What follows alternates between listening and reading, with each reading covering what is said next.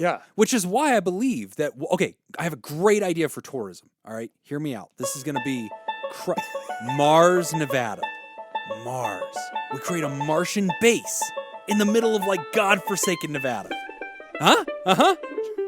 From fabulous Las Vegas, Nevada, this is Pod Therapy. Real people, real problems, and Ground real floor therapists. opportunity, guys. You can submit your questions anonymously at podtherapy.net or email us at podtherapyguys@gmail.com. And if you want other great ideas, stick around for this episode. Marketing God. Broadcasting from the churn, that guy's Dr. Jim Jobin. I'm Nick Tangeman. It's time for some Pod This Therapy. episode in the Patreon, man, we covered some great financial advice. You know, marketing, entrepreneurship, new hotel ideas, how to make 15 grand off of a Honda We talked Odyssey. about new hotel ideas? My Mars idea. Oh, I'm we're telling listening. you, it's the Mars base camp in the middle of the desert.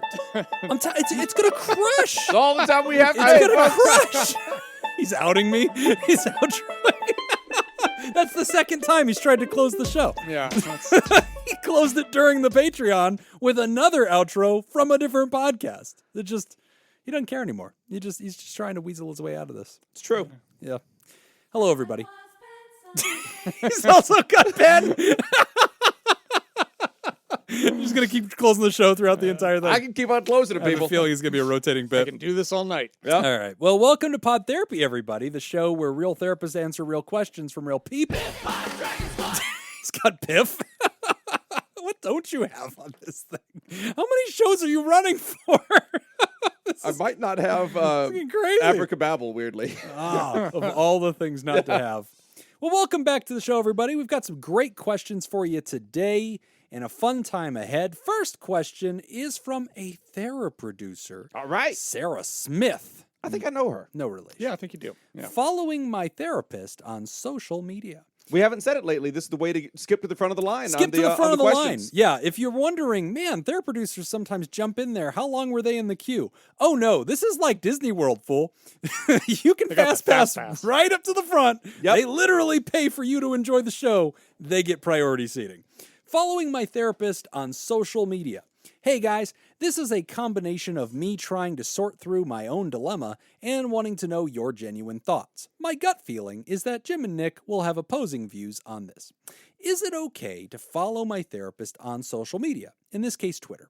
Before I get too far into this, yes, I've had this conversation with my therapist already, and their response, though reasonable, left me conflicted. Our discussion included talking about my free will to absolutely follow, but to be prepared for what I see to be willing to show up and affect our therapeutic relationship, which it already has, and it's become pieces of a few different discussions we've had. My reason to ask to follow them was to feel more open and less stalkerish, because even without hitting follow, I was still checking in on what they post often. What I'm most interested in are various articles that they share and seeing what other therapists and psychologists post as well. I asked a forum on Reddit their thoughts, and everyone is telling me don't do it. Reddit usually is good. So now I'm debating if this is a good idea for me because I essentially have permission, but feel like I have some extreme attachment issues that are keeping me from going through with it. Last piece of info, we're talking about a social media account that my therapist had public. His personal stuff has been locked down. He also uses an existential, humanistic approach. Not sure if that matters. I don't have anything witty to say this time, but I really value all of your thoughts. Thanks in advance, Sarah. I also don't have anything witty to say. Excellent. The Smiths have spoken. Yep. What do you think? Tangible I've fitness. got tons of witty stuff to say. Oh, thank God, because I'm scraping the bottom. Well, I of me. am interested in what Sarah thinks that you and I are going to disagree on. I'm very interested in that, actually. Yeah. Because I think Jim and I are both on the same page, which I have an is evolving it's the opinion about best this. place to get nudes. Oh, What? yeah, absolutely. Don't Right. text me for nudes. Follow my OnlyFans. Exactly. You know, but if you're paying to play, that's what it's there for. It's all curated. Okay, so there's a little twist here at the end where Sarah Do you says, think that we could get Jim's wife on board with taking pictures of Jim while he's asleep and sending them to us so that we could open a Jim Jobin OnlyFans? I would just send them to you. I've already offered them. I feel like I at don't want least nudes. once a year I text you. I don't want nudes, and I definitely don't want attractive pictures. Check your text right now. I literally last night was like, Just you up? pictures of him sleeping. Yeah. like him in fucking like boxers and a t-shirt, just sprawled out with the sheet like wrapped around the leg. That would be a pretty funny account. Yeah. of That'd just be a like, great just- OnlyFans. Yeah. Or just some- like a paparazzi account, dude like just Jim sleeping. just drinking coffee at this random Starbucks. Yeah. No, this is getting weird. I think we're turning a weird corner. Sarah, I don't it. think you should follow your therapist. I do think you should follow Sleepy Jim. Sleepy At Jim. Sleepy Jim. Sleepy Jim is a great idea. it's a solid Also, one. average guy paparazzi. I do like Oh, that that idea. would be a cool idea. Where it's just Yeah. like people walking average down the people. street. Yeah, just yeah. average Just people. This guy, look at this guy eating ice like, cream. But like one or two people. Yeah, you but know? then So it's always just rooting always for them. Yeah, like and like sincerely, Oh, joyfully you're following rooting for like them. one or two Yes. people around? Oh, it's getting Yes. stalkerish, Nick. But- I don't know. It definitely It's getting is. a little bit weird. That is weird. But you know what? Quick just disclaimer: saying. we don't take legal advice from this podcast ever, or even human advice. Yeah, don't stalk people, Nick. Just no good ideas are coming I'm out of the just show. saying that- all right. Also, Anyway, that was definitely Nick, not Jim. Your Honor. they always they get us confused all the time. Anyway, it doesn't matter. We're both having luscious mustache So days. there's a little twist here at the end. Yeah. Where Sarah says, "Oh, by the way, this isn't his personal account. Yeah, it's a public account. This is his." That's a big deal. That is Yes, a big that difference. I think makes the big difference. Okay. I think because, but also I think, what was the intent behind creating it? If the intent was so like if Jim created an Instagram that was all about mental health and mental health education, Right. okay, Yeah. then like I think if you're a client of Jim's, I think it's normal to Right. follow that and probably a good idea because Right. there's probably some useful information. Yeah. If it's just Jim's account, Right. if it's his personal account, definitely not. Yeah. So those are the two extremes. Right. So I think with this, we're trying to figure out, where does this account fit? Was it created to be educational and mental health and Right. therapeutic, or was it just another account that this therapist is not protecting as much as they are their personal account? If it's the educational one, are you a yay or a nay? If it's an educational one and that was the intent behind why the therapist created it, Yeah. then I'm saying yes. But I think Sarah's saying that it's messing with her. Exactly. And that's where I'm saying no. Oh, okay. So you're Okay, saying you're not doing so anything I'm not- immoral, yes. but it's not beneficial. Yeah, if it's not beneficial, then Then what are you doing? stop doing it. I Yeah. think that at the end of the day, that's kind of. I am curious what these it problems is. were that. This that is kinda my came up. life. I feel like I don't think Sarah's a patient of mine, but for all I fucking know, she is. Because honestly, this shit comes up a lot for me because of pod therapy. You don't know who your patients are? Not most of them. No, I just, hey, what's up? It's a weird flex. That's why. Are you my 2 p.m.? Hey, Chief, how you doing? Hey, Tiger. How you doing, boss? Boss is what we're using now. Best therapist in Las Vegas, baby. Silver medalist twice. Back to back. So this shit happens to me a lot where you just have your patients or whatever, and then they discover, hey, Jim, I found you have a podcast. And I'm always like, fuck. Okay. And I'll be like, are you listening to it? I And mean, they're that's something you got to work on. yeah. And so like that's already happening. But then they'll discover like, oh, I found the Pod Therapy Instagram, Pod Therapy Twitter, and that can be either Nick or me. But like they're following our content, right? And fundamentally that's the question here. Like this is a form of social media in a sense.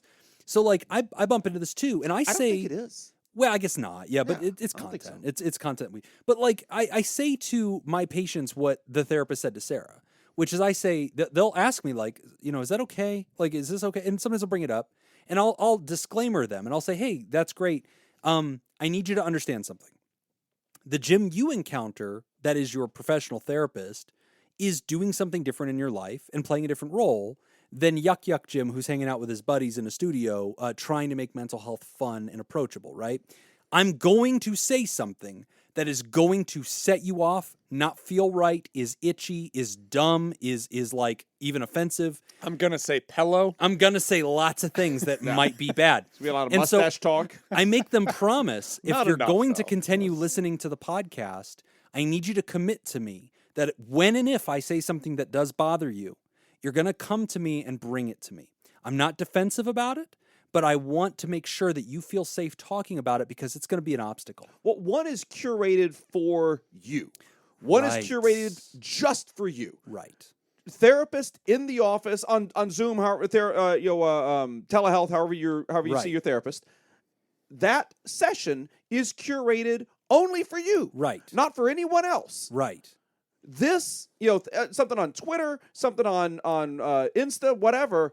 I'm not thinking of you. That's going to everybody. Well, and here's a perfect example. So, like, we, in Pod Therapy Land, we talk about everything mental health, including the business of mental health. I have done an entire deep dive on our Instagram in which I explained a lot of the finance behind the mental health professions and why, in some ways, the professions aren't working very good. And I get into the deep weeds of this. I had a patient later come to me and say, hey, I found your podcast. Okay, we gave them the disclaimer. And they said, I watched your video, deep dive of that. And I was like, okay. And they said, gosh, Jim, I didn't realize you were so broke. I feel terrible that you don't make any money. And I was like, you should. You should. Yeah, thank you. I'm going to swipe your card now. My plan is working. My plan's working. But, like, obviously. Note the tip jar. Yeah, that's why there's a tip jar in my office. Thank you. I need gas money to get back home. So, like, obviously that was a problem, right? And so immediately I was like, okay, this doesn't feel good for Jim, right? I do not want you worrying about my finances. That was also not what I said in that thing. I was talking about macroscopic, the field, like I pay my bills.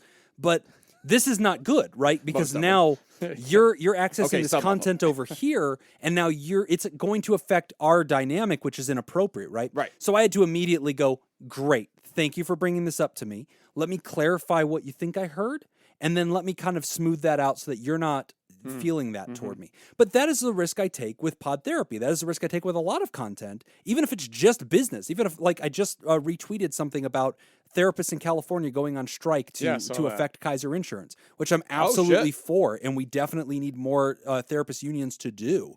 But, like, if you're a patient, you might see that and go, Jim, I live in California, and I'm really upset about that because there's not enough therapists anyway, and now these therapists are going on strike.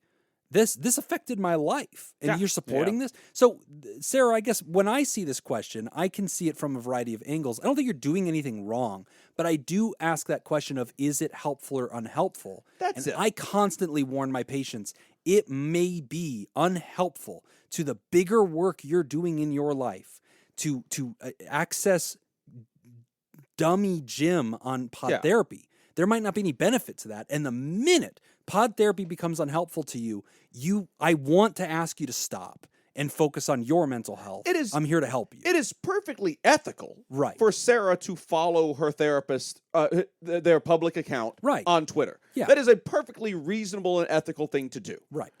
It sounds like Sarah is saying, here are some ways that it already hasn't helped my mental health journey. Yeah. Like, if you're following me on social media, I bitch and moan about student loans all the time. And you may have, like, a political opinion about that and be like, wow, Jim, I really morally disagree with forgiving, student loans. Fine. But, like, now you know that about me. And now we might be talking later, and you might be talking, and you might just randomly mention, oh, there was a stupid protest for student loan forgiveness, so dumb. And as your therapist, I'm just going to go, okay, yeah, how was your day? And, like, you're not going to hear me go, no, you need to talk. Student loans is a very important issue. No, I don't care. I'm here to help you. Right. But then you might mentally go, oh, shit, Jim, I forgot that you have a very passionate view on that. Well, again, this bothers me, the therapist. I would rather you didn't access my content if in any way it's going to distract from the health care I am here to provide. I mean, because I don't carry that into our session. You're the one carrying that into our session. Let me try to bottom line it and tell me if you think I'm wrong. I think when you go into a therapy session, you want that session, and by you, I mean the therapist. Like, you and your therapist want that session to be about you. Yes. You don't want it to be about the therapist in any way. No. And so if you following your therapist on social media is making sessions be more about your therapist than it is about you, then maybe just for your own well-being, maybe take a pause on that. Maybe take a break on that. This is where I do think we're on different sides. I think Sarah actually called it. Ironically, I'm on team maybe you shouldn't. Because you're seeing a therapist, that needs to be about your mental health. So, like, I've had people access my double life in two different directions. I've had patients who found me as their therapist first, and then eventually accidentally, because I never broadcast the show to my patients directly. Well, there's the problem. Yeah, they've accidentally found out about the podcast. That frightens me. That always scares me. When it happens the other way, I'm fine with it. So sometimes people are listeners to the show, and then they're like, hey, I already feel like I know you, Jim. I can't find a therapist in my area. I'm going to work with you. Great. And so like I end up working with them, and they go, oh, I found you through the podcast. I'm never scared that way. You already know the deal. I can only pleasantly surprise you as a real therapist. You're only going to go, oh, you're not as dumb as I fucking thought you were. Great. Like, that's a pleasant surprise. I'm really glad to find that out. I take issue with you saying that you're only going to find... Yeah. Like, it's only up. It's only up for Pod Therapy, bud. This is only up. I don't know. I'm on my back here. I'm not convinced. I at least get in a crouching position in my clinic. You know, it's slightly elevated from Pod Therapy. So I don't know, Sarah. I mean, if I'm reading your letter, again, it sounds like it's not helpful. I'm not necessarily on the opposite side of you. Okay. That. Like, I do agree with everything that you're saying. But again, like, I think like it depends on what the therapist is posting. Like your social media has a lot of... I would say, even though it's public, I wouldn't advise your patients. I don't think it's or a good anybody idea. Or anybody. But let's say your human patients, consumption. Your patients to follow that. You know, but like let's say hypothetically that you created a Jim Jobin and Associates Twitter. Right, that's different. And then you're posting stuff on there like, here's a really good article I found. Yeah, that would be a very different account. That exactly. Yeah. That I'm in favor of. Yeah. No, I agree with that. Yeah. Which is interesting because my I'm public... just going to start a Jim Jobin Associates Twitter real quick. Oh, shit, I should have gotten that. Shit, I didn't lock that down early enough. Why haven't we done that? Ah, that was obvious. I should have gotten that. But like, no, I agree with that because like I have a Facebook. It is locked down personal private, right? And I don't use Facebook. I only use Facebook to like mostly access Jacob's podcast shit. Like that's almost entirely what I do with my Facebook. But like that is attached to real humans in my life, right? And so like I don't want anybody to find me because you and I were at a clinic a long time ago. I've told the story on air where I had a patient sit down and tell me I had a beautiful family. And I was like, oh, thank you. And then I thought about it and I was like, I intentionally do not put portraits of my family anywhere in this office. Never had my family come to this place of business. Like, what the hell? And then they were like, oh, I found it on Facebook. And I was like, that's not possible. I'm unlisted. I've gone to great pains to prevent that from happening. And they're like, nope, I found a way around it. And they found me. And I was like, okay. And that person was perfectly innocent. But I didn't appreciate that. That felt like way too much effort to get to me. And that felt like an invasion. And then I tripled down, locked down my Facebook, and even deleted it for a period of time to make sure that could never happen again, and literally changed my name on Facebook so that you couldn't find Jim Jobin. So like that would really bother me. But then on Twitter, or on Instagram, I'm just Sin City Shrink, and I bullshit all the time. I mean, I literally apologized in the last episode for some of the heinous shit that I have randomly tweeted. I'm not shy about it. But like, I am also not there as Jim Jobin, right? So I don't want people who work with me personally to go find that. That's just me being a loudmouth who happens to be a therapist. You know, I want to wear different hats. So I guess at the end of the day, Sarah, if I'm putting myself in the shoes of your therapist, I get super itchy about this question. The fact that you're even worrying about it bothers me. If I'm your therapist, and if I read this question, if you had sent this to me and said, hey, Jim, I've been working with you for a while, here's an email, what do you think about this? I would write back and go, please do not follow my stuff anymore. Because even the fact that you've posted it to Reddit, that you're thinking about it, that you're writing, it is a distraction to your care. You're not benefiting from it. If I say anything clever on there that is so valuable that I wouldn't have said in therapy, I can't imagine you're benefiting. Like, what am I going to post? An article? You could go subscribe to a Google News for mental health updates and get better content than whatever random bullshit I'm reposting. You know, so I don't know. I think the cons outweigh the pros on this. I just don't think you should even bother with it. Yeah. And all of you who work with me professionally and also listen to this show, just remember that I warned you to stop listening to the show a long time ago, and you take this threat under or whatever, your own risks. This is on you. Nothing to do with me. You knew what you were signing up for. Mm-hmm. We're going to take a quick break, and when we come back, we're going to talk about lifelong anxiety. You're listening to Pod Therapy. This week's episode is brought to you by Judy Schneider, Mason Miller, Leon Kassab, Newstick, Dirty B, Sarah Smith, BP, Samantha Cohn, and Thunder Cougar Falcon Scoop. God, yeah! Damn, that's a good name. And if you'd like to join that group and become a producer, go to patreon.com/therapy and sign up. Okay, so we got some trivia that was sent to us again. This is the one that I was looking for last week and couldn't find, and then found a different one. Okay. Found the original. What was this one? Cartoons? Yes. Oh, cool. Yes, and I can't remember who sent it to us. Oh, you idiot. Well, it's. I'm sure it's at the bottom, but I have to scroll through the answers to get it, so Okay, I don't want to do that. We'll get it So at the end. We'll get it at the end. All right, here are 4 trivia questions on the subject of children's cartoons. If you'd like to use them for the show, we do. We do. Am I an expert on children's cartoons or have any reason to know in-depth knowledge of the subject? No. I'm just a dad with kids, and I see a bunch of cartoons that the kids are watching, or had kids tell me about it at the dinner table. I'm only about as knowledgeable as any dad may have on the subject. Before we continue, yes, I am going to absolutely mollywop both of you. That's what's about to happen.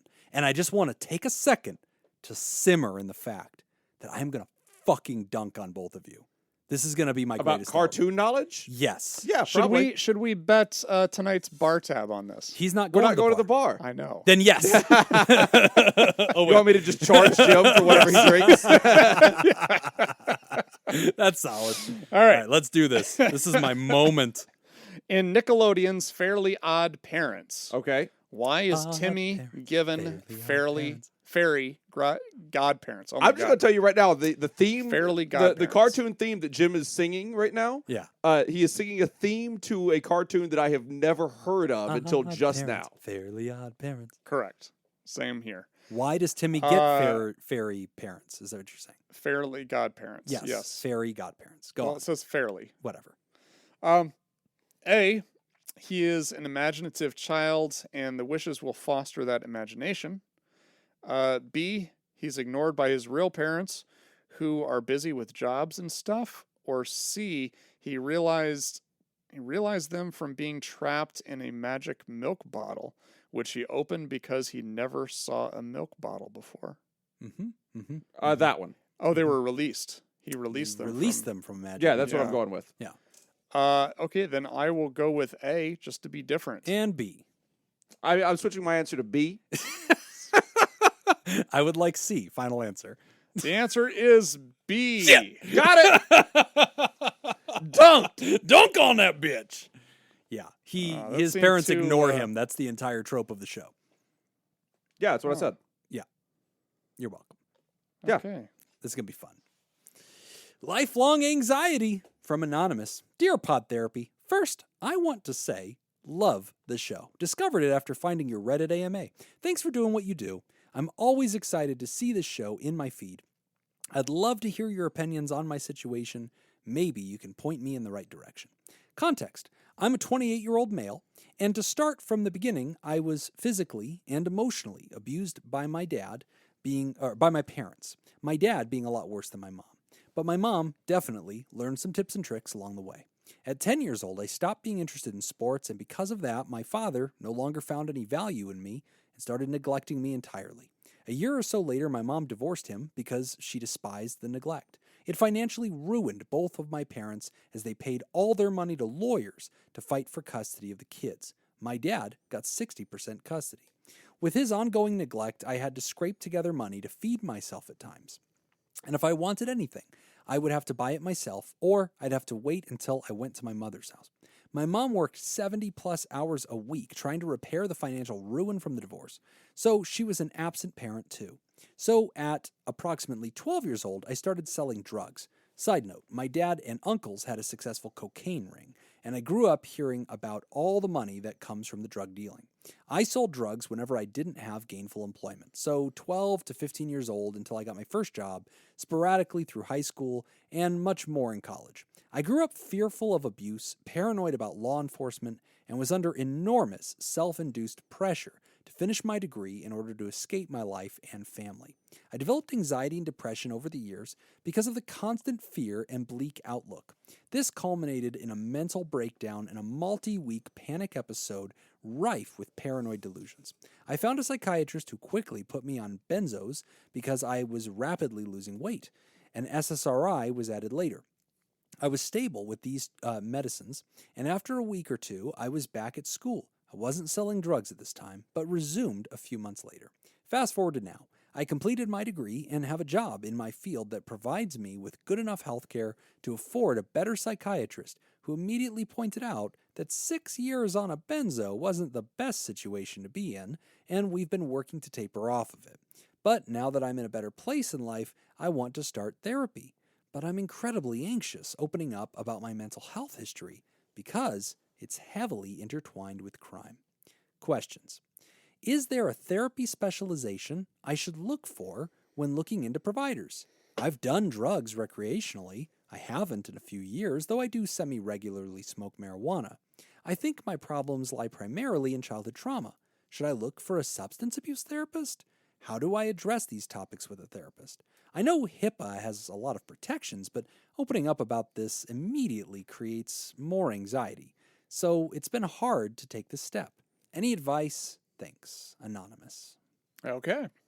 That's a good question. That is a really good So, question. first a of lot all, of layers to that. I like that question. Congratulations to you for finishing your degree. Yeah. That actually is the thing that surprises me the most because I know... That's incredible. That's wonderful. Yeah, because I know a lot of people who got into selling drugs really hard to early, get out. and then they're just kind of like, Yeah, I'm just gonna why? do this now. Yeah, I'll just do this never do because, anything man, I else. can just make money hand over fist. It's more addicting than the drug. Yeah. Yeah, the money is what's addicting. Yeah, so, I mean, good on you for having the wherewithal to get out. you know, and the foresight to imagine like, okay, but I cannot continue to do this. My future has to go through education. I need this training. I need whatever to get out of this situation. So excellent work so far.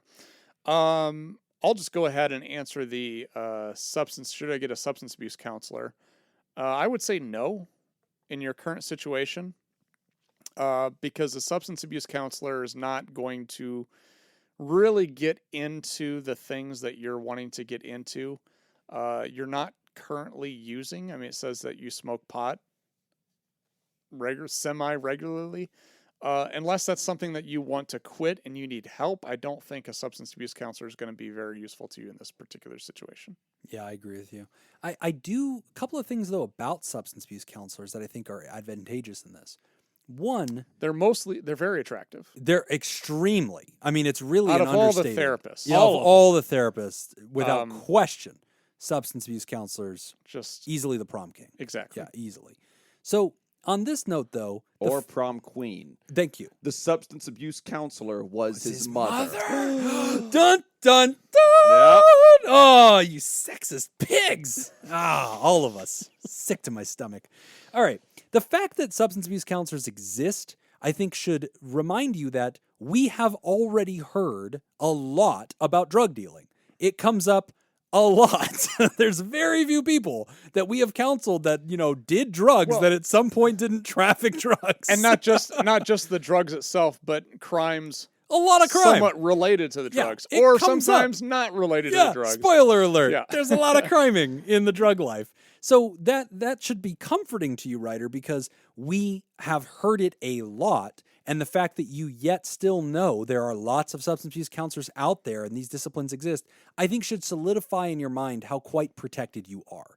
The only things usually, some states do have unique laws, but by and large, the general rule is unless somebody's kind of in danger, we're not really talking to anybody. We have a duty to warn when there's like a danger problem or children or elders or a disabled party or a vulnerable party are at risk. But otherwise, we really don't ever need to tell anybody, nor would we. Everything you've said in this letter is going to be unsurprising. Not only to a substance abuse therapist, but really to anybody. Mm-hmm. Now, having said that, I still agree with Nick. I think in this case, I actually, in a perfect world, Nick, let me throw this idea out there, see what you think about this. In a perfect world, I think I want the writer to work with a dual license therapist because I think having the substance abuse backgrounds actually be really important. No, I would agree. I would Yeah. agree. If you can find somebody who's co-credentialed That would be that has the a mental winning health ticket. and a substance use background. that would be ideal. Yeah, because then they're gonna zoom in on that history of trauma. They're gonna be very interested in that part of your story. I think they're going to really want to tackle things like the anxiety. They're probably going to have some background with helping you sort of do medication management with what you're working on now. But man, I really feel like that substance abuse counselor thing is going to really help. Oh yeah, 'Cause I that's don't the think life. It's a lifestyle. Yeah, I don't think it would be a bad thing to meet with a substance abuse counselor. I just don't think it's going to be as effective because it sounds like a lot of the stuff that you eventually want to get to is going to be stuff that's deep rooted in mental health and trauma. Not that substance abuse counselors don't do a whole lot of trauma work. They do, but a lot of what you're doing, unless you're co-credentialed, everything that you do in substance abuse, if that's the only thing you're credentialed in, everything has to go through that filter. Right. Everything has to relate back to the substance use. Right. So you can't just go and treat mental health. Yes. Because you're not licensed to do it. Yeah. You get somebody who's co-credentialed, You're set. You're set. I think that'd everything. be the perfect door to walk through if you can find it. Now let's talk about this other part of your question, which is how do I bring this up with a therapist? And the other half of that same question, which is when I'm feeling nervous about something that I'm not sure the legality of, how do I bring that up? And we've talked about this deep in the episode catalog. Mm-hmm. Manu would tell you where it is. But basically, we've talked about how it's okay to say to us, hey, Nick, hypothetically, can I ask you a hypothetical question? Yeah, go ahead. Okay, hypothetically, if a patient has done violence in the past, where's the threshold with how much they can tell you before you need to react to that legally? Mm-hmm. You can ask that question. You don't even have to say hypothetically. Yeah, you could say, I've done violence in the past. Yeah, you can just what's say, the threshold of how much you can be told? I've got concerns about what I can share with you. Right. Can you go over that with me? Can we explain where these boundaries are? Yep, and then you can ask topic by topic. At what point are you going to call 911? At Right, what point there are you you go. required, or not even required? I think what I said first. Yeah. At what point are you going to call 911? Yeah, when would there be a problem? And again, healthcare does not exist as part of the criminal justice system. Mm-hmm. We are not part of it. We do not associate with it. We have no obligations to it. And they very rarely infringe upon us, and a judge bangs a gavel and makes us come in and tell things. Like, that very rarely happens. Mm-hmm. It usually has to do with a real and present danger. Like, they just arrested this guy. They think he planted bombs all over the city, and they discover that he was seeing a therapist. Yeah, they're going to that therapist and going, yep, HIPAA's gone. Nope, nobody cares. Social justice or protections outweigh the greater good is more important. Come on in. And then they're going to say, yep, all the rules are out the window. Tell us now. So generally speaking, you don't have to be afraid of that. You can bring it up as a hypothetical. And I think in this case, that's how I would start it. Yeah, no, this is where I think having that substance abuse background actually is going to be very helpful. I agree. Because so we talk a lot about HIPAA. Female hippos, as Jacob has revealed. Right. There's one of his finest moments, by the way. I still chuckle multiple about that. HIPAAs. I try to use that every time I'm at a training. I can't deliver it very well. There's also another confidentiality law that a lot of people are not familiar with, which is 42 CFR Part 2. This law is specific. Oh, that's right. It's actually older than HIPAA. Yeah. And it's specific to substance use treatment. Right. And the reason why this came about is because no one was going to go to counseling. No one's going to meet with somebody for help. Illegal activities. Yeah, because the using of the drugs and the possession of the drugs itself. Is illegal. Yeah. Yeah. So you're like asking for help, admitting that you're doing something breaking illegal. The law. Yeah. Right. Who the hell is going to go into counseling for that? Right. So 42 CFR Part 2 becomes law, and it prevents a substance abuse counselor or anybody doing that work to disclose any of that information to anybody. Yeah. And it's a very strict law. And so if you are working with a substance abuse counselor, they know this law, or at least they should. They should know this law very, very well. Yes. And that also makes it challenging too, because 42 CFR doesn't quite line up perfectly with 45 CFR, which is HIPAA. Don't get me started on 45 CFR. And so it's I won't. It does present some challenges because they don't really line up. So sometimes you just have to go with the law that's most restrictive. The bigger rule that we all follow, though, is we default to privacy. Yeah. Almost all the time. And again, there are glowing red lights of when we can't keep your privacy. But also, Ryder, you said you want to get started in therapy. I agree with that. It sounds like you've still had anxiety issues despite medicines. And quick PSAs, because I hate mentioning medicines and not stopping to explain those generally to the public. Ryder was taking benzodiazepines. Those you've probably heard of Xanax. That's essentially that, or clonazepam is another one. These are used for acute panic attacks and anxiety. You take them and they work within like 15, 20 minutes. They're also a narcotic. And so they're fine to use, but they can be abused. And so it's not super duper common that a psychiatrist will be like, oh, just continue taking this indefinitely, because they usually want to see you make progress on your anxiety and not need kind of this top shelf sort of remedy. The other one is SSRIs, which are selective serotonin reuptake inhibitors. Those are used for both depression and anxiety really commonly, and those are very gentle. A lot of us jokingly call that the Tylenol of mental health because they're very common. They're very mild. They take like 3 or 4 weeks to work. But also, we're going to... Known as the Tylenol for mental health because they don't work. Yeah, they don't health. Well, that's the scandal. and at some point, we need to talk about this. We don't do A blocks anymore because we have so many questions. There was a really interesting piece of research that came out, which is a meta-analysis on the effectiveness of SSRIs on depression. And spoiler alert, not very good. Not very. And enough evidence now to say we're not seeing a chemical explanation for why. So the theory of that depression is the serotonin hypothesis, which is that somehow it has to do with a absence of serotonin that's increasing your vulnerability or experience of depression. Well, the serotonin hypothesis through this new meta-analysis is being disproven. And so it's an interesting juxtaposition because in real life, SSRIs do work. Right. They do beat placebo. They are effective, and we are absolutely going to keep scripting those for depression. But we do not have a theory for the mechanism of action right now because the serotonin hypothesis is currently under dispute. And it's a pretty strong meta-analysis saying that might not be the mechanism of action. So then what is it? Is it the placebo effect? I don't know. Well, you know what is gaining a lot of popularity as far as the treatment for depression and anxiety is exercise. Oh, here we go on this again. So I want to make sure everybody knows about Nick Tangeman's... What website can they go to, Nick? Tangiblefitness.com. Yeah. Mustacherides.org.gov. It's Mustache Fitness is what it's called. Mustache Rides Anonymous. So anyway, so check that out. Dually licensed. Probably the best call. If you can do that. If you can't, anybody who's licensed in mental health. Yeah.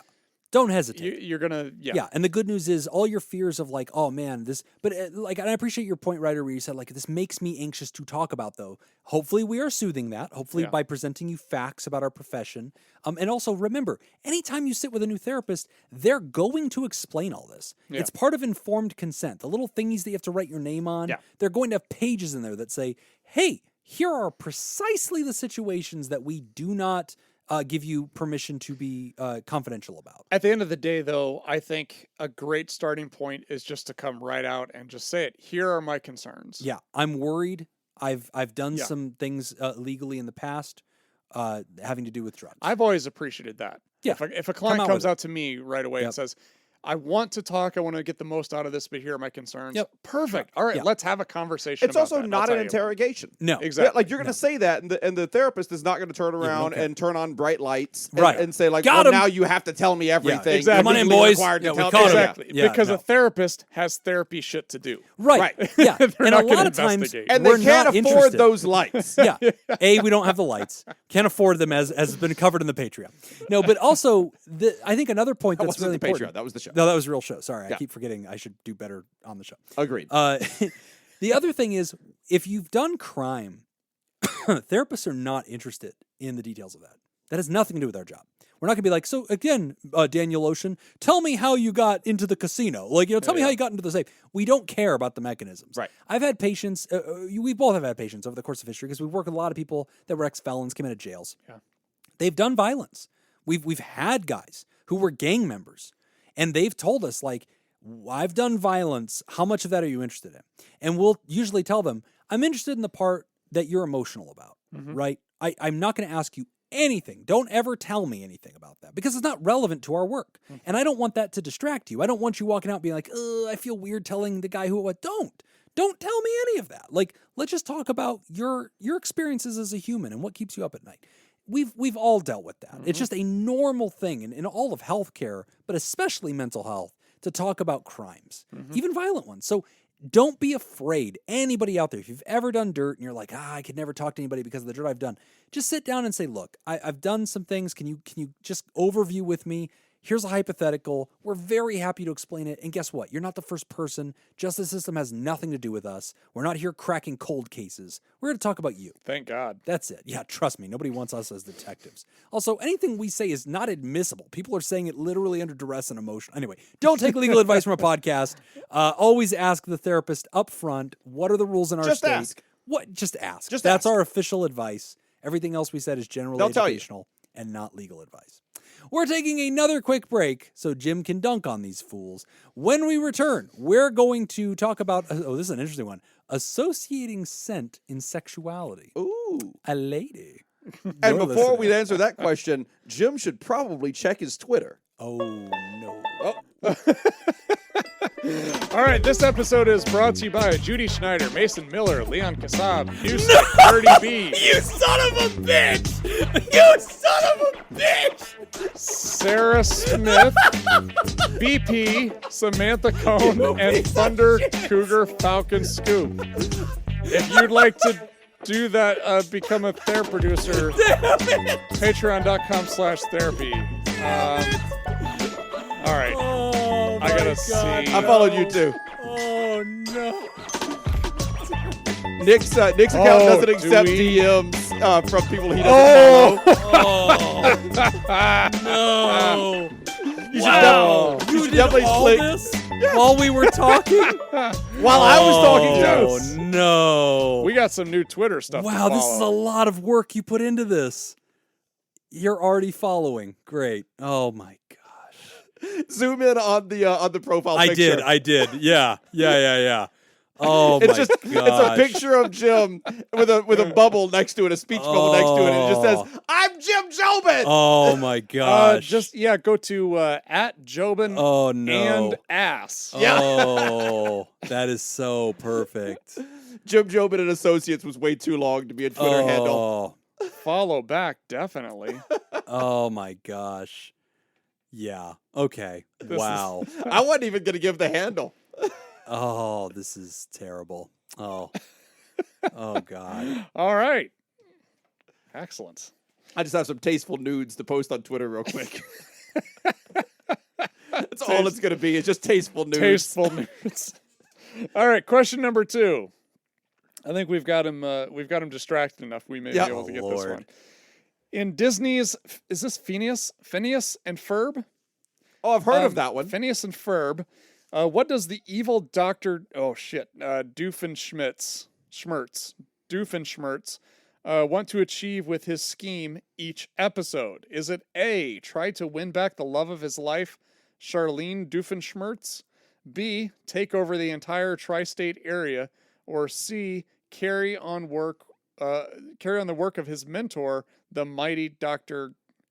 Jervalik? I'll go You're doing A. great, guys. I'll go A. I'll go win the love. Jim, what do you want? Wait, don't I need to go last since you guys keep ripping off my answers? We've already answered. Okay, I'll take C. All right. It's he wants to conquer the tri-state area. B is up. my answer, Nick. Okay, not only is it that Doofenshmirtz okay, so Evil Incorporated. you've gotten 2 of them, but they're both the worst answers. Yeah. Either of the other ones would have been fine. So yes, it is take over the tri-state area. Also, to have an evil genius whose sole purpose is to try to win back his ex-girlfriend is really funny. Yeah, and that's exactly what he says here. Is that it's a very small it's a small area for such a. I mean, a tri-state area is pretty funny. It's funnier than take over the world. Yeah. But get the girl back. That's just funny. Yeah, I agree. Oh, all right. Well, disappointed in that one. Yep. Oh, I got a new follow on Twitter. Oh, good. Yeah, you also got a new report on Twitter, you son of a bitch. Oh wow, I've already got holy shit, I've got a lot of follows already. No. Oh God. Oh. Did you really report it? Of course I did. I am trying to assassinate this thing in the cradle. My plan was just to give you the password. Oh, I'll take that. That'd be fantastic. Yeah. After I post this. Thank you. After I post this denial of the Holocaust. Did you announce the right answer? Yes. Okay, sorry. It was B. I was barely listening, but I still dunked on it. Yeah, Yeah. no idea. Yeah. We only got 2 cartoon questions, or do we have like No, a there's whole more. sheet of them? Oh, okay, There's more. good. Those are. I'm really happy with Jobin and ass. Yeah. As the handle. I don't even know that even if you gave it to me, I don't even know that I can use it because of that. Because I don't even think that's usable. Jim, you can only get 15 characters for the handle. Okay. So, yeah, that's a lot of pieces to that. Okay, let me put on my glasses, wiping tears off of my face. All right, here we go. It's easy to make a Twitter account. I know. I was kind of it is surprised. Like, wow, that took surprisingly- like 5 minutes. Yeah, he And even that's even with me decorated the pulling banner. pictures. Yeah. Yeah, that was him decorating a banner. He made a banner and Yeah, then I saw also made my character say things. Yeah, it's too many pieces. While I was talking. While he absolutely contributed to the conversation. Associating scent in sexuality from Anonymous. Hello, I have a juicy question. A year or so ago, I had a huge crush on my friend. We're both queer women. We were flirty and close, but were never involved. I was hanging out with her one day after she'd just hooked up with someone. And everything was fine until at one point she moved her face near mine for some reason. Suddenly, I could smell the other girl on her. I pulled away in shock. I knew, of course, that she was sleeping with other people, but I'd been able to compartmentalize it and not let it bother me, until it was literally shoved in my face. I acted as normal as I could, but my head was spinning. She must have noticed, but neither of us said anything. Sometimes I wonder if she was making a move and took my pullback as a rejection, which adds another awful layer to this memory. We live in different states now, but are still close friends, and I still have a small crush on her, although it's not as intense as before. Anyway, I've only had sex a few times. Indoors now. Anyway, Intense. I've only had nice. Anyway, I've only had sex a few times since this happened, but each time it's been frustrating because guess what? I smell pretty much the same as whoever she had been having sex with that day. So whenever I catch a whiff of me, I flash back to that painful moment and experience it all over again. Sometimes even when I masturbate. This is making sex unpleasant for me, and I think it's part of the reason I'm kind of avoiding it.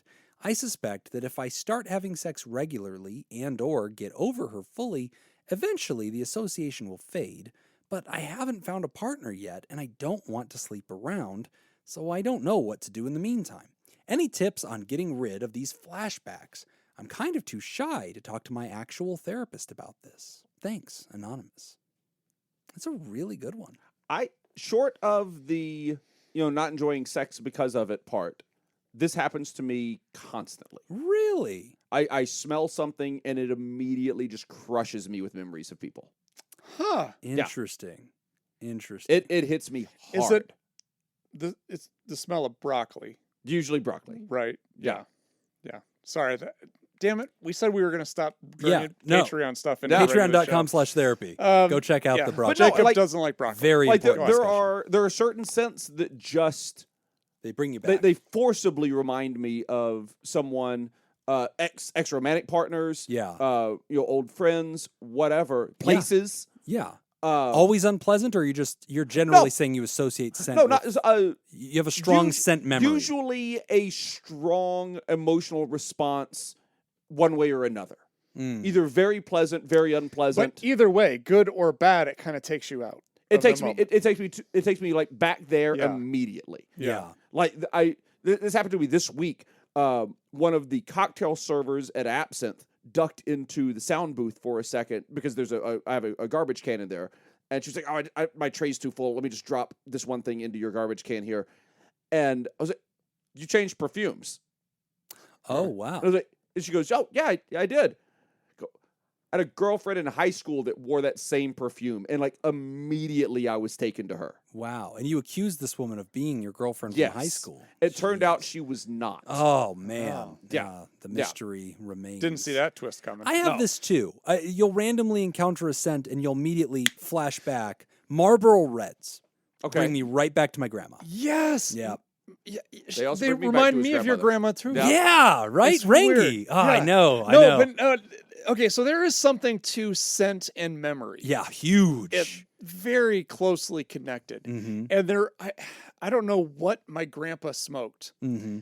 but whenever I smell that cigarette, it takes me back to my grandpa. You always remember him. Yeah. And so Now, here's what's really crazy. Here's how I got through this. Okay. I lost my sense of smell. COVID? Or just in general? Just in general, a long time ago. Really? And even though I lost my sense of smell, I still learned how to play the guitar. Oh, wow. When were you going to tell me you can't smell? Well, he already doesn't have any taste. Hey-oh! But this also explains why we've been friends for so long. You're the only one who can deal with me. You know? I mean, I'm repugnant. My odor just blows people away. I can taste it, which is a weird thing. Yeah, I don't know. Fair. Yeah, that's fair. No, but I haven't completely lost my sense of smell. Wow. But it's not very strong. When did you notice you were losing your sense I of can smell? tell you exactly the moment it happened. It happened? Yes. I don't care about this question anymore. Ryder, I still care about your question. I don't. I'm all in on this now. What happened? So I was probably maybe a freshman in high school, freshman or sophomore. Yeah. My dad's office, they were moving into a new office. Okay. They had just built a new building. So they were moving his stuff. Anyway, they used to allow smoking in the old office. No smoking in the new office. Well, all of his furniture pretty much smelled like smoke. Yeah. Right. So he had me wiping down this filing cabinet. Bless you. Excuse me. He's like, yeah, just take this bucket of soapy water and wipe down this filing cabinet. Wash it, get it nice and clean. I was like, all right, cool.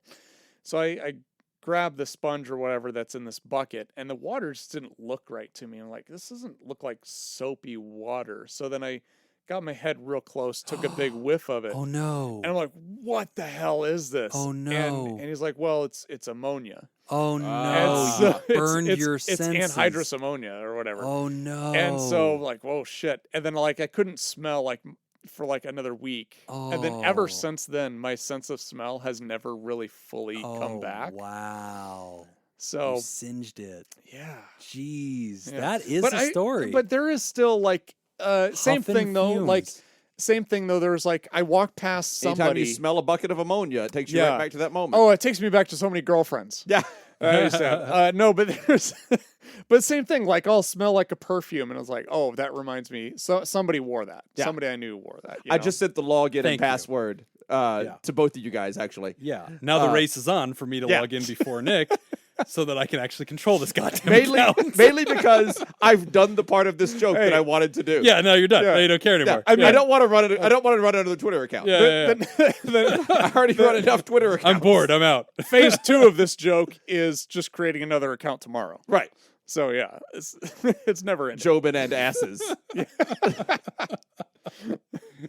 This is awful. And then Jobin ass, and then ass Jobin. By the way, I realized too the report that you did wasn't going to carry any water because the description of the bio. Right. Did you read that? Yeah. So this is definitely not Jim Jobin or his associates. They won't care. Yeah, they don't care at all. There's too many. They don't care about parody accounts. Yeah. Okay. Which I'm just saying because anyone now can make a parody account of Jim Jobin and Associates, and Twitter won't care. Please don't. I will not think it's funny. It's only funny because Jacob. I will. Jacob has special creative permission to razz me. He does it so that all of you don't have to. That's why he does it. Okay, thank God I have the control of it. Thank you, Jacob, for giving me control. You can even keep the picture. Yeah, I can't wait to delete this account. I'm sorry, you were answering a question. No, about I'm scent. done. Okay, but I think really this is something a lot of people feel. And it's a very tricky thing because I've noticed this with foods as well. Like if you've had a bad sandwich or a bad meal that you got food poisoning from once, you have this weird repulsion to it later on, and even things that remind you of it, which I think is very organic. I think that there's a truth to that. Visceral memory or sensory memory, I think is really important for survival and the way that you just notice danger or things like that. And in this case, it is a very powerful, memory trigger.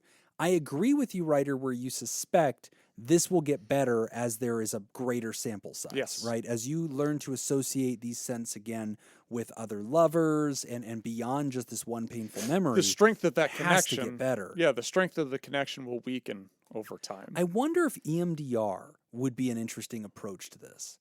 I don't know how much EMDR does with sensory trauma, though it is incorporated. What is EMDR? We always screw Eye this up. movement desensitization. Oh, or that eye reprocessing. movement and reprocessing. Yes, it's the trauma technique. That I don't know, but I don't know enough about EMDR to really have an opinion on that. But yeah. So there's different ways of breaking these connections, and really I think the biggest thing is just exposure to it.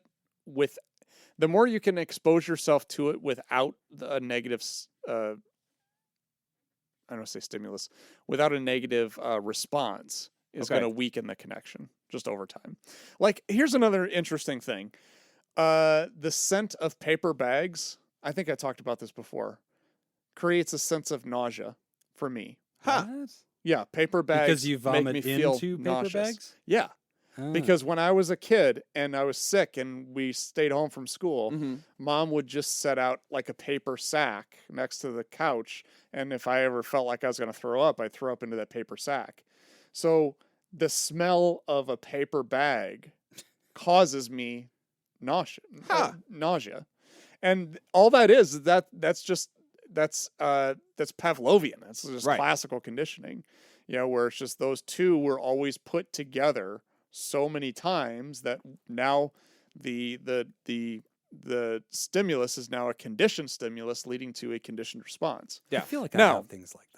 Yeah, oh yeah, we all do. Everybody we all does, do. yeah. Everything. Like, and we would have to. We wouldn't survive without it. Yeah, right. It's a survival right. mechanism Yeah. because it makes our brain quicker. We Yeah. respond faster to things. And I think there are built-in ones as well. Yeah. Like there are built-in, there are types of We have a sounds. revulsion. Yeah. There are types of sounds that just make you afraid. Yes. Yeah. Like Things. there are frequencies that you can put into soundtracks and movies and everything. And That'll like in horror cringe. movies that will just make you afraid for no reason. That's so Yeah. interesting. And it's for things like a lion roar. Okay. But I'm talking much more basic than that as far as what There's you some put into soundtracks. primitive level. But I mean, like there are Wow. the reasons for it is like if you hear a lion roar, you gonna die. lizard brain Jacob knows Yeah. time to go, Right. like That's time so time to interesting. run. Have you heard the So- theory of the uncanny valley that follows that same logic? You guys ever hear about the uncanny valley? No. All right, so there's a curve of imitation of humans. So when you make dolls or you make mannequins, I know. You've I know heard what about you're this. talking about. We're fine. Humans are very comfortable with mannequins or dolls or human likenesses when they are very much not even resembling a human. So like a little rag doll. When it's easy to fine. recognize that it's not a Doesn't person. bother us. If it's identical to a human, we're also very comfortable with it.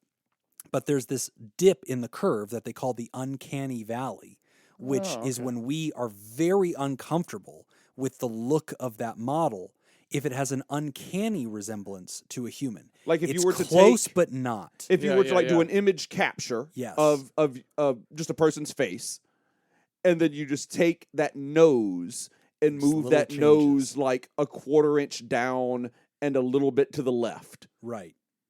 Oh, interesting. It's not even enough to really point out and go like, well, that person's nose is a little down, a little to the left. But your brain goes like, nope, wrong. Yeah.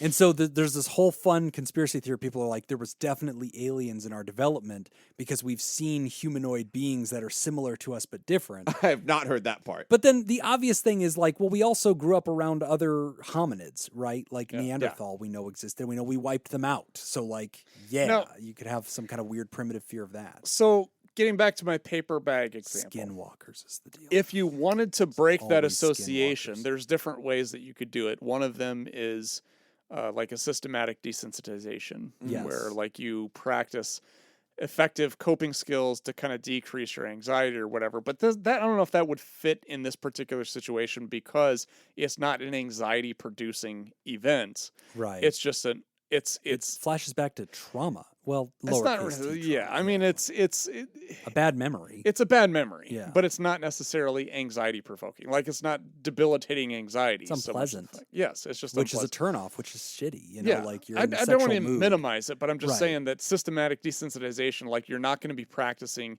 healthy coping skills to deal with to that deal with it. necessarily. No, I think it's gonna be a data. But load. ultimately, I think, I think the strategy around this is like going back to, again, my paper bag example. If I continue to surround myself with paper bags on a regular basis and I don't vomit, yeah, the association between those two becomes weaker over time. Same thing like okay, let's go back to Pavlov's dogs. If you continue to ring the bell, but you don't provide food, you desensitize. Eventually yeah, they'll that stop salivating. connection, yeah, the Yes. connection goes away. Yeah. It weakens. I agree. I think that's what's ultimately going to win this. Really important. I need you to pronounce the word BAG. Fuck you.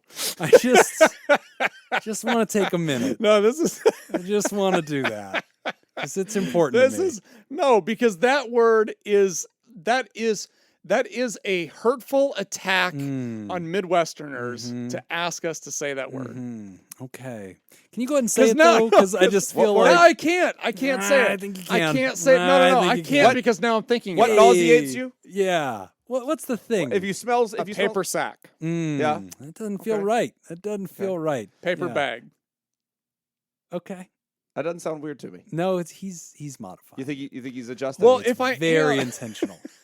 it is not Very intentional. intentional. If I and well, now I'm thinking about it. Yes. Ask me All me right. again later. I have a sentence Let for me- both let of me you to free- say. Yeah. let's do Here, that. I'll text it to you so I don't. There we don't go. say it That way out we loud. can read it out loud. There you go. Yeah. Uh, I cannot believe you created a Twitter of my entire practice in that short period of time. In this episode, the idea was brought up, realized, turned into a real thing, reported, ignored, and changed ownership.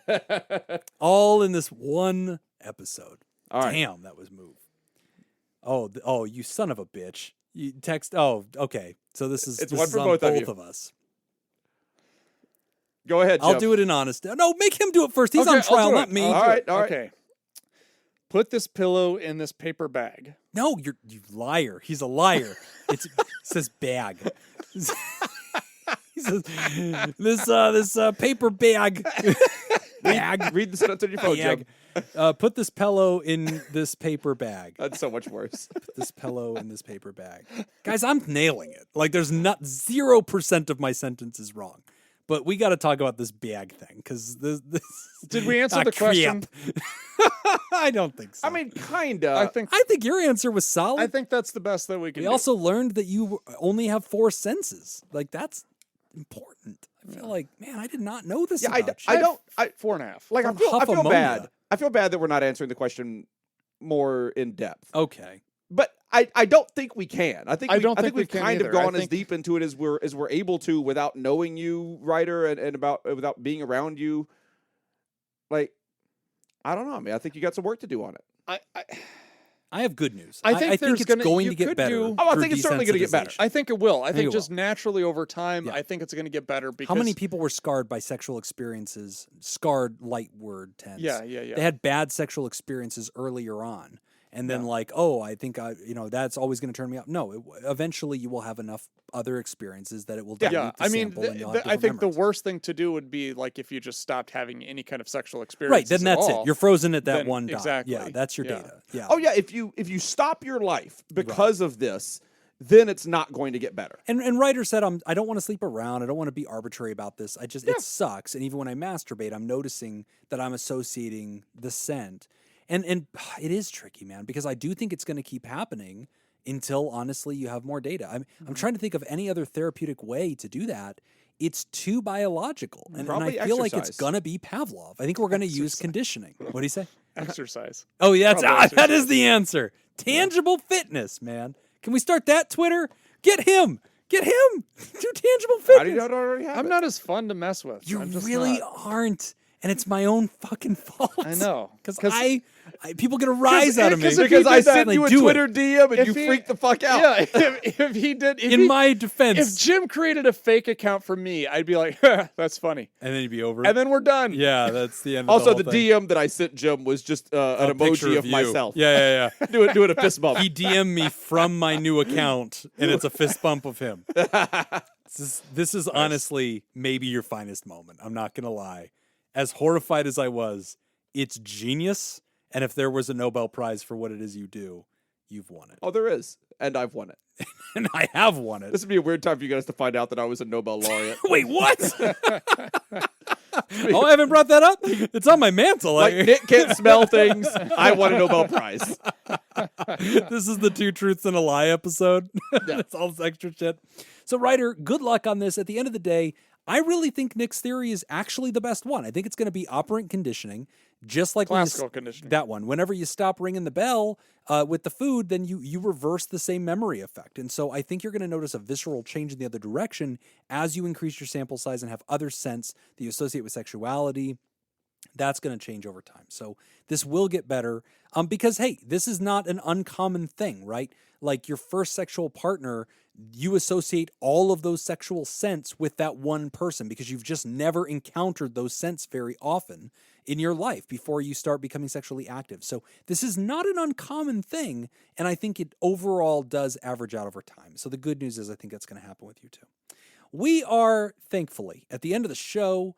As of today's recording, we don't have anybody to thank. And so if you want to be thanked, do we? Wait, did you say, yeah, we do? Yeah. Oh. We got 2 new people. Oh, shoot. Oh, I missed it. My bad. You do it. Oh, okay. Hunter McRae, thank you for joining. And we got a new therapod, Anonymous. Dun, dun, anonymous. Anonymous. Dun, dun, dun, dun. Wait, didn't we already thank Anonymous? Because I feel like I did that jingle. She sent in a letter before. Oh, that's right. Yeah. And then she became a... See, if we answer good questions, that's or right. if we answer questions well... That's right. If we answer questions goodly... Yeah. If you can bag those questions on the first try, then... bag. That's how you say it. Bag. That's it, right? I'm nailing it every time. I'm threading the needle on this. Bag. Pello. Pello. Pello's a real word. You guys are weird. Bag seems kind of like a Wisconsin An thing. I doesn't sound like an E. It's Pello. We're saying the same word. No, yeah, we're I know not. we are. Pello. But pillow is the way to say it. Go get your pillow and a blanket. Pillow. Pello. We're saying the same thing. Say the word P-I-L-L. Pill. Now say the word P-E-L-L. Pell. Now say P-I-L-L-O-W. Pello. Definitely saying pillow. You know what? Now that he spells it out like that. And I'm actually having flashbacks to the first time this came up, and I believe he did the exact same sequence. I don't remember it. Revealed I'm sure it I did. Exactly this way. Sounds like me. I'm just reliving Since that it was entire me. experience. That feels exactly right. One of these days, the 3 of us need for Patreon to do the New York Times dialect test, except just read out the questions out loud. Like that'd be a lot of fun. Have you ever taken that? No. Oh, it's fun. New York Times is a dialect test that it just asks you, how do you pronounce this word? And it rhymes it with other words. Or what do you call this phenomenon? Yeah. So like when it rains during the day, when there's no clouds and it just rains, what do you call that? Well, there's like certain regions have a phrase for that. Like there's no clouds in the sky and all of a sudden it rains. What's that called? I have no idea. Oh. Some people call it devil's spit. There's like sun shower. Like there's all these different phrases. What do you guys call? Nope, we called it rain. Whenever there's a track of grass that divides a road that goes down the center of the road. A median. You call that a median. What do you call it? Median. Okay. There's like a bunch of different answers that are. Some people call it rain. Yes, you call it devil spit. That's a really weird. Sun shower. It's all devil spit, actually. We should do this. I'm telling you. In Iowa, we've got 700 different words for devil spit. Yeah, That's right. It's just all the same thing. Devil spit. Anyway. We also want to thank our bosses, the mysterious and shrouded Illuminati members of the fan club, that they're producers. Thank you, Smitty Scoop, Jake Schneider, Robert Brownie Jr., Mint, Kayla Lansbury, Judy Schneider, Nathan's Hot Dog Scoop, King of Student Loan Debt, Dr. Ben Dawn, Crazy Manana Scoop, Mason Miller, Carolyn Albert, Leon Kassab, Kevin Chamberlain, Malia, Richard Macy, Cindy Ash, New Stick, Lord Colin Stewart, Dirty B, Ben Stanley, Sammy Scoop, Sarah Smith, Adam Hathaway, Byler T, University Jeff, Tess Miller, Paris, Myra Lib, Darren Cunningham, Samantha Cohn, and Thunder Cougar Falcon Scoop. If you'd like to hear this episode uncut and unedited, And why wouldn't you? and enjoy our spontaneous side projects, go to patreon.com/therapy. And thank you for supporting mental This health. episode's one for the books. That's all the time that we've got for this week's session. We want to thank our landlords, Matt and Mattingly's Ice Cream Social Podcast. And thanks to those of you who contributed to our show today. We really appreciate it. Remember, pod therapy isn't something you should keep all to yourself. Share this episode with someone who needs it by opening the episode description. Never mind. This all didn't even happen. I don't even know why I still have this in the script. Find us on Facebook at Pod Therapy. Pod Therapy Guys and Pod Therapy Guys on Twitter. And no other Twitter accounts exist at all. Do you want to submit a question to the show? Ask anonymously at podtherapy.net or email us at podtherapyguys@gmail.com. I'm Nick Tangent. I'm Jim Joe. Thanks, and we'll see you for your appointment next Oh my week. God. This is an episode for the book. We still have 2 other questions, but let's save those for next The week. cartoons? Yeah. We should do the dialect test. It's all B. Yeah.